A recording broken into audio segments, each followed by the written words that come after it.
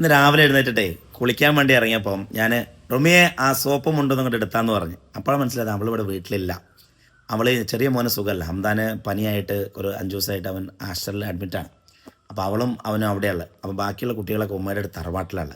അപ്പോൾ രാവിലെ എഴുന്നേറ്റ് വീട്ടിൽ ആരുമില്ല. സാധാരണഗതിയിൽ നമ്മൾ രാവിലെ എഴുന്നേൽക്കുമ്പോൾ കുട്ടികളിങ്ങനെ ഓടി ഓടി സ്കൂളിൽ പോകാനുള്ള തയ്യാറെടുപ്പ്, മദ്രസയിൽ പോകാനുള്ള തയ്യാറെടുപ്പായിട്ട് അവരിങ്ങനെ ഓടി നടക്കുന്നുണ്ടാവുമല്ലോ. ഭാര്യ ഉണ്ടാവും ഒരു ഭാഗത്ത്. അപ്പോൾ നമ്മൾ ആ ഒരു വീട് എപ്പോഴും ഒരു ഒരു ആക്റ്റീവ് ആൻഡ് ലൈവ്ലി ആയിരിക്കും. അപ്പോൾ ഇന്ന് എഴുന്നേറ്റ് വീട് ഭയങ്കര വിജനം, ആരുമില്ല, ഭാര്യയില്ല, മക്കളുമില്ല. ഞാൻ ഒന്ന് പുറത്തിറങ്ങിയപ്പോൾ നല്ല മഴ, നല്ല അടിപൊളി ക്ലൈമറ്റ്, പക്ഷെ ആരുമില്ല. അപ്പോൾ അവർ വീട്ടിലുണ്ടാവുന്ന സമയത്ത് നമ്മൾ ചിലപ്പോൾ നമ്മുടെ ജോലിയിലോ കാര്യങ്ങളോ ഒക്കെ ബിസി ആയിരിക്കും. അവർക്ക് ചിലപ്പോൾ ഒരു ഭയങ്കര അറ്റൻഷനൊന്നും കൊടുക്കുന്നുണ്ടാവില്ല, കാരണം അവർ നമ്മൾ ഇത്ര ഇമ്പോർട്ടൻ്റ് ആയിട്ട് കണ്ടിട്ടുണ്ടാവില്ല.